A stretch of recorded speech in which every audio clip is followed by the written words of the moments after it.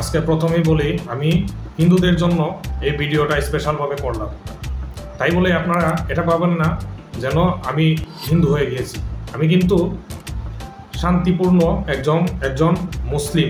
হিন্দুদের মন্দির ভাঙ্গা হয়েছে, ঢাকাতে হিন্দুদের মন্দির ভাঙ্গা হয়েছে, এটা নিয়ে তোলপাড়। হ্যাঁ, এটা সত্য কথাই, বুলডোজার দিয়ে তারা নাকি হিন্দুদের মন্দির ভেঙে ফেলেছে। তো আমার কথা হলো, এটা মন্দিরটা কেন ভাঙল? তো মন্দিরটা ভেঙেছে, এটা রেলওয়ের জায়গায় ছিল।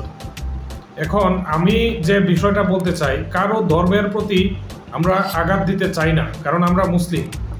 কিন্তু এখানে দেখা যাচ্ছে শত শত স্থাপনা, আরও হাজারো স্থাপনা রয়েছে, ওই জায়গাগুলো কেন ভাঙে নাই? ওই জায়গাগুলো ভাঙে নাই, তার কারণ হতে পারে যে জায়গাটা ভেঙেছে ওই জায়গাটা খুবই গুরুত্বপূর্ণ। কিন্তু আমার কথা হলো, হিন্দুদের মন্দির যখন ভেঙেছে তখন তাদেরকে তাদের উপাসনালয়ের জন্য অন্য কোথাও আরেকটা ছোট্ট একটা জায়গা হলো কেন দেওয়া হয় নাই? না, মন্দির স্থাপন করে মুসলিমদেরকে একদম ধ্বংস করে দেওয়ার জন্য আমি বলতেছি না। আমি শুধুমাত্র বলতেছি, ভারতে যেভাবে মুসলিমদের অপর অত্যাচার করেছে, মসজিদ যেভাবে ভেঙেছে বুলডোজার দিয়ে, আমরাও কি তাদের মতো এরকম পশুর মতো আচরণ করব? কখনোই না।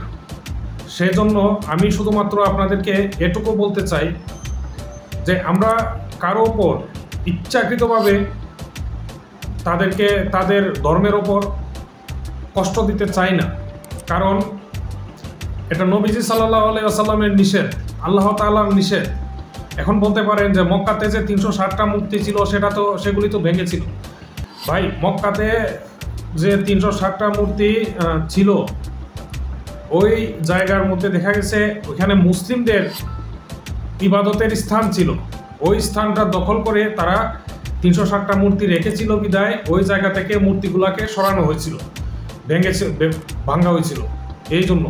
কিন্তু পরবর্তীতে আপনি যদি দেখেন, তাহলে বিভিন্ন জায়গায় যদি দেখেন, ওই জায়গাগুলির মন্দির কিন্তু আর ভাঙা হয় নাই। যে জায়গায় মন্দির ভাঙা হয়েছে ওই জায়গায় বিভিন্ন রাজারা ভেঙেছে, কিন্তু রাসূল সাল্লাল্লাহু আলাইহি ওয়াসাল্লামের যুগেও দেখা গেছে পরবর্তীতে ইহুদিরা বসবাস করেছে এবং তারা তাদের ধর্ম পালন করেছে। এবং রাসূল সাল্লাল্লাহু আলাইহি ওয়াসাল্লাম বলেছেন যে তারা যদি ভ্যাট ট্যাক্স দেয় তাহলে তারা সুন্দরভাবে থাকতে পারবে। এটা কোরআন শরীফের আয়াতও আছে। আমি শুধুমাত্র এইটুকু আপনাদেরকে বলতে চাই যে কারো ধর্মে আঘাত দেওয়ার প্রয়োজন নাই। আমাদের দেশে অল্প সংখ্যক কিছু হিন্দু রয়েছেন, তাদের সাথে আমরা সুন্দরভাবে থাকতে চাই। আপনারা যদি ছোট্ট একটা জিনিস লক্ষ্য করেন, তাহলে আপনারা অনেকটাই বুঝতে পারবেন যে 5ই আগস্টের পরে দেখা গিয়েছে যে 95% হিন্দুই, যদিও তাদের ধর্মের নাম হিন্দু না, তবু আমি হিন্দু বলি, 95% হিন্দুই আমাদের পক্ষে কথা বলেছে, শেখ হাসিনার বিপক্ষে কথা বলেছে। যদিও তারা চাইলে কিন্তু ভারতের পক্ষ নিয়ে কথা বলতে পারতো, কিন্তু তারা ভারতের পক্ষ নিয়ে কথা বলে নাই। তাহলে আমরা তাদের পক্ষে কেন কথা বলবো না বলেন? তাদের ধর্ম বাড়াক, এটা নিয়ে আমি কোনো কিছু বলবো না। তাদের ধর্ম তারা পালন করুক, কিন্তু আমরা কিভাবে তাদেরকে দিনের দাওয়াত দিব সেটা আমরা দেখে নিব, আমরা বুঝে নিব। দিনের দাওয়াত বলতে কিন্তু এমন একটা জিনিস, সেটা হলো যে সুন্দরভাবে যে জিনিসটা উপস্থাপন করা যায় সেটাই আপনারা করবেন। কিন্তু কারো অন্তরে আঘাত দিয়ে আমাদেরকে দিন প্রতিষ্ঠা করার প্রয়োজন নেই। রাসূল সাল্লাল্লাহু আলাইহি ওয়াসাল্লাম বলেছেন, আল্লাহ তাআলা প্রত্যেকের বিচার করবেন। এটা আল্লাহ তাআলার দায়িত্ব, কর্তব্য। আল্লাহ তাআলা করলে করতে পারেন, না করলে না করতে পারেন, সেটা আল্লাহ তাআলার কর্তব্য, দায়িত্ব। এটাতে আমরা যাওয়ার প্রয়োজন নেই ভাই। সুতরাং আমি শুধুমাত্র হিন্দুদের পক্ষ নিয়েছি এটা ভাববেন না। আমি ইসলামের শান্তি ঐক্যমতেরও পক্ষ নিয়ে কথাটা বললাম এখন, যে কারো ধর্মে আঘাত দেওয়ার প্রয়োজন নেই।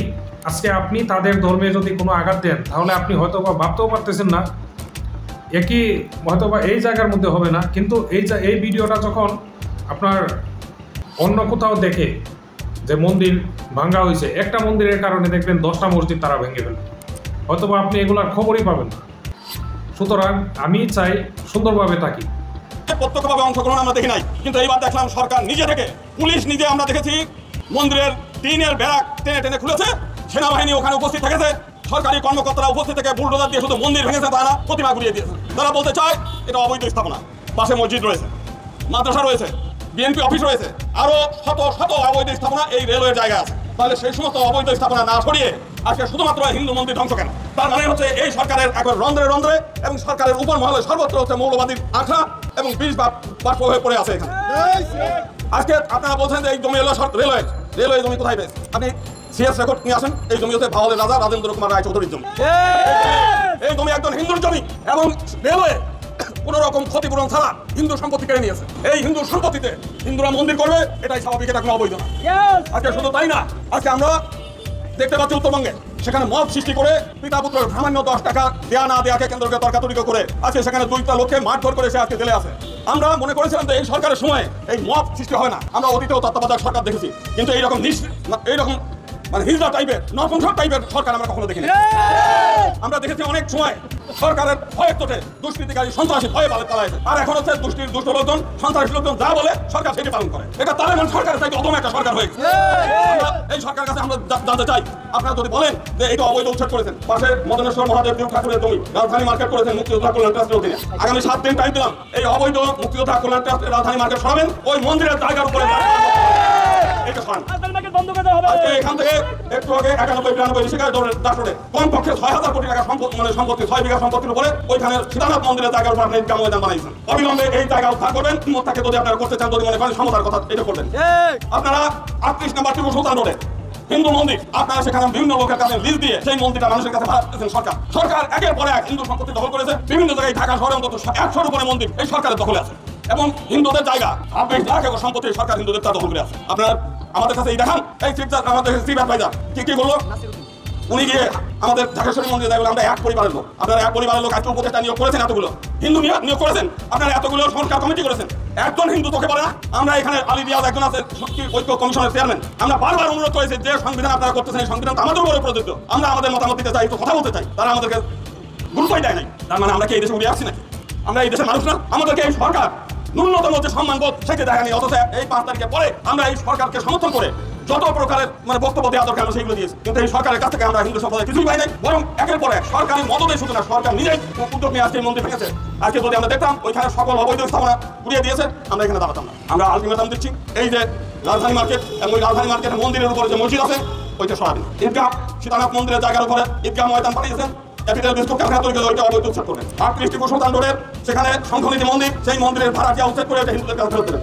র্যাঙ্কিং স্ট্রিটে ইসলামিয়া সরকারি উচ্চ বিদ্যালয়, ওর ভিতরে এখনো পর্যন্ত মন্দির আছে, আপনারা গিয়ে দেখবেন মন্দিরের চূড়া রয়েছে, তার উপরে দোতলা বিল্ডিং করছে, ওই জায়গা ফেরত দেবেন। এই পাশে গেল এই মন্দিরে ওই এফে টাওয়ার বানিয়েছে, আপনি নেটে সার্চ দেন হিন্দু মন্দির, সেই মন্দির লক্ষ্মীনারায়ণ করছে, এই অবৈধ স্থাপনা উচ্ছেদ করেন। আপনারা শুধুমাত্র রেলওয়ের জায়গা, সেই রেলওয়ের আবার অবৈধভাবে হিন্দুদের কাছ থেকে কেড়ে নেওয়া সম্পত্তি, সেই হিন্দুদের সম্পত্তির উপর হিন্দুরা একটা মন্দির বানাইছে অস্থায়ী, সেইটা শুধু আপনি অবৈধ দেখেন। আর সারা দেশের 26 লাখ একর সম্পত্তি সরকার দখল করেছে হিন্দুদের কাছ থেকে, সেইটা আপনাদের চোখে পড়ে না। আমরা আগামী 7 দিন টাইম দিচ্ছি, এর মধ্যে যদি এই সরকার যদি অবৈধ স্থাপনা উচ্ছেদ করে হিন্দুদের সম্পত্তি হিন্দুদের কাছে ফেরত না দেয়, এই সরকারের অধীনে হিন্দুরা কোনো নির্বাচনে যাবে না। এই নপুংসক হিজড়ার অধীনে এই সরকারের কোনো হিন্দুরা নির্বাচন করতে যাবে না, নির্বাচন যাবেও না, ভোট কেন্দ্রে যাবে না। এবং তাদেরকে তাদের যে দাবিগুলা, সেই দাবিগুলা হয়তো বা পুরোপুরি আমরা মানতে পারবো না, কিন্তু ছোটোখাটো দাবিগুলা হলেও আমরা মানার অন্তত চেষ্টা করব।